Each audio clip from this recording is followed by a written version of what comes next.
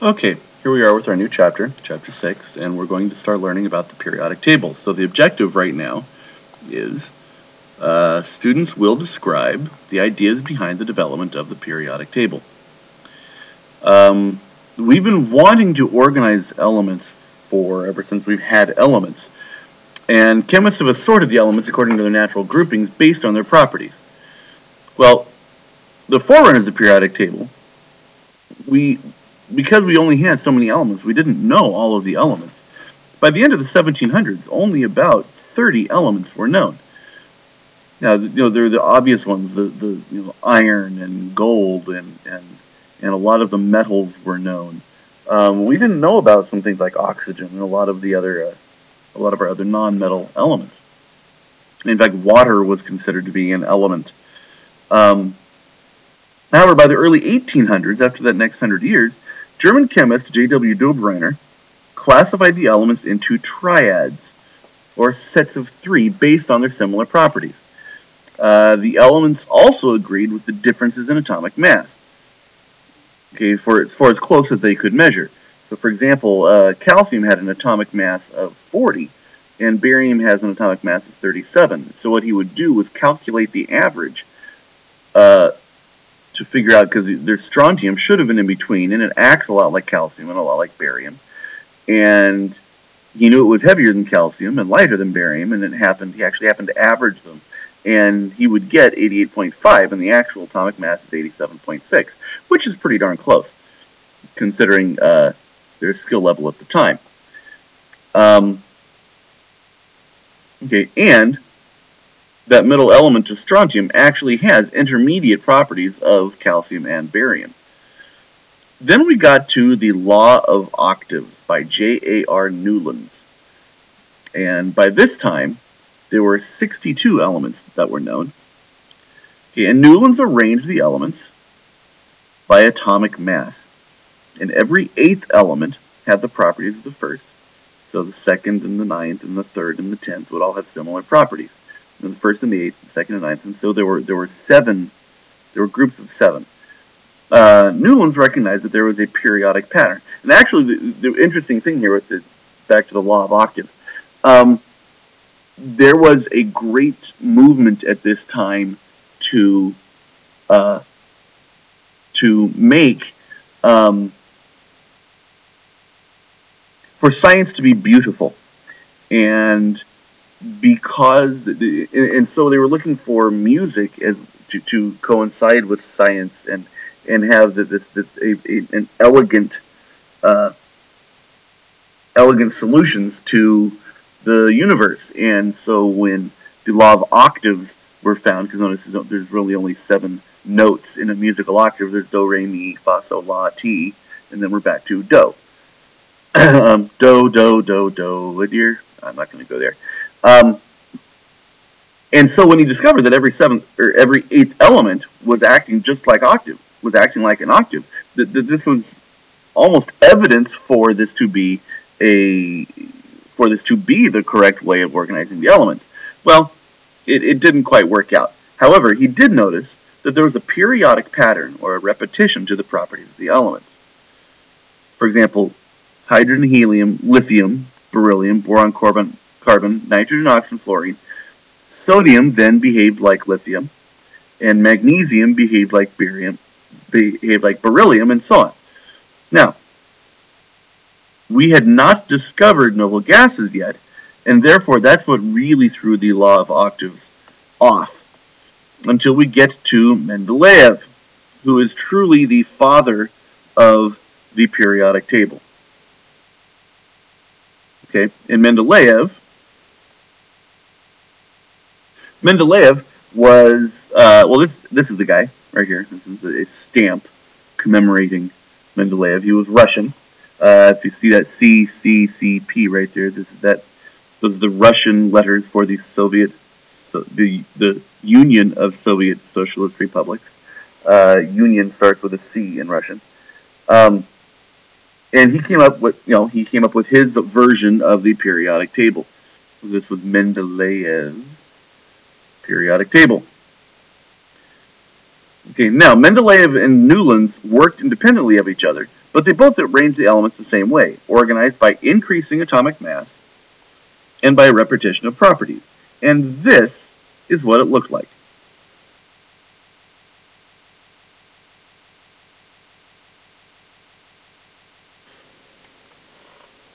And it's kind of tough to read here, but he had hydrogen, and then there was lithium, okay, and then beryllium, boron, carbon, nitrogen, down to sodium. And notice he had lithium and sodium and potassium and rubidium and cesium and tellurium, which has similar, or thallium, which has similar properties to cesium, except it really fits somewhere else. And he also lined up with beryllium, with magnesium, with zinc.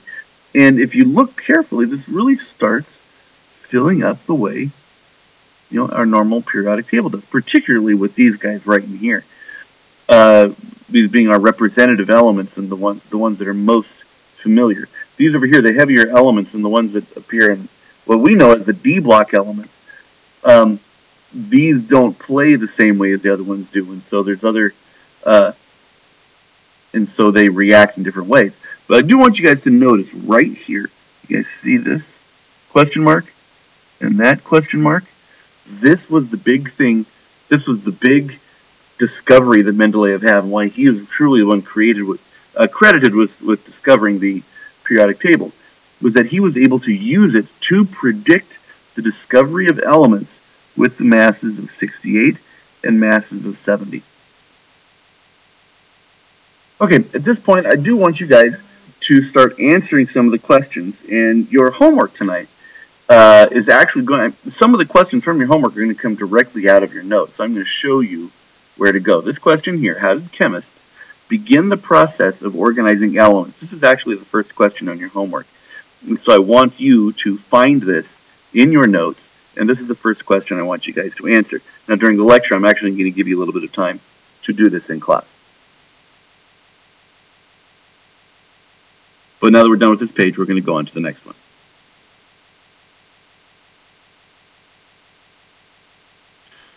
Okay, so when those question marks, we're predicting the missing elements of scandium, gallium, and germanium. Okay, and he also found other gaps that would eventually be filled. Now, mind you, there were only 63 elements known then. Okay, and so that's why Mendeleev was truly considered the father of the periodic table, because of its predictive value. Scandium, gallium, and germanium, by the way, happen to be named after Scandinavia. Germanium, as well as it's named after Germany. But gallium's the tricky one. This is actually named after France.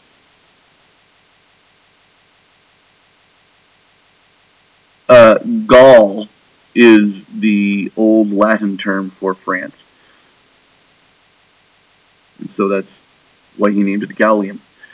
Now, with the discovery of the noble gases by W. Ramsay in 1890, that added the last column to the table, and it truly completed the idea, the full set of electrons toward the outside of the full set of electrons going across the periodic table. Okay, and that brings us to the periodic law. Now, the periodic law is a recurring pattern, and that's what we have now on the periodic table. Okay, and the periodic law is when elements are arranged in the order of increasing atomic number.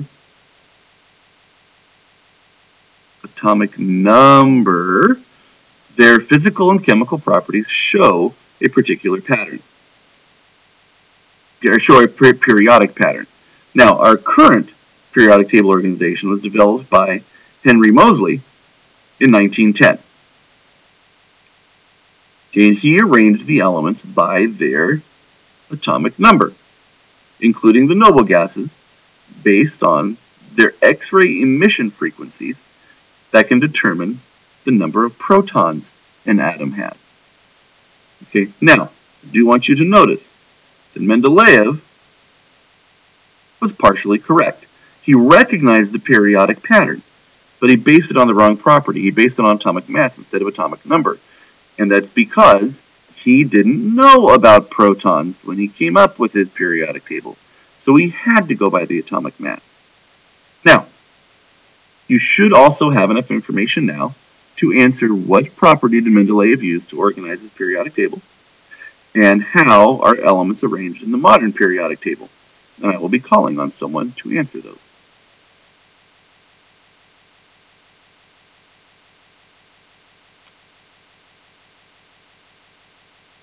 Okay. Now, portions of the periodic table. Okay, there are three major portions of the periodic table. We have metals, nonmetals, and semi-metals. Okay, and so the objective here is the students will demonstrate the knowledge of the properties of metals and nonmetals. So the first thing we need to notice on the periodic table is the zigzag line. That is what separates the metals from the nonmetals. And you'll see it, and you've probably been wondering what the jagged line is for. That is what it is for. Those are the metals versus the nonmetals. If they are elements on the line, they are considered semimetals or metalloids. Okay, with the exception, however, aluminum and polonium are both metals. Alpo, if you want to remember that. The elements on the line are semimetals or metalloids. Now those are elements that have properties of both metals and nonmetals. So here are the properties of metals, and you need to know these. One, their metals are malleable. They can be pounded into sheets. They are ductile, which means they can be drawn into wire. Okay. They're shiny, which means they have luster. Okay. They are good conductors of heat and electricity.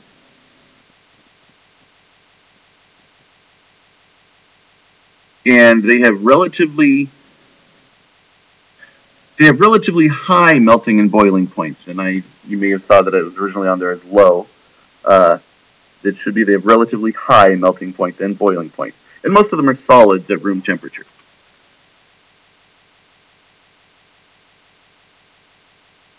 And I'll give you a minute to get all that down before we switch pages. Okay, and this brings us to the end of the section. With properties of nonmetals. Now, they are non-metals, which are generally the opposite to those of the metals. So, if they're not malleable or ductile, they're actually brittle. If you have a solid version of it, they shatter very easily. Okay. They are dull and not very shiny, or even they are even invisible as gases. Okay. Other properties. They are poor conductors of heat and electricity, and they have relatively low melting points and boiling points because most of them are gases at room temperature. And then finally, we have the properties of semimetals, which are metalloids, okay, which are intermediate between metals and nonmetals. Okay, for example, metals conduct, nonmetals don't. So semimetals would be semiconductors of electricity. Computer chips made of silicon doped with elements like gallium and arsenic, which reduce and increase. So gallium and arsenic reduce electrical conductivity, and arsenic actually increases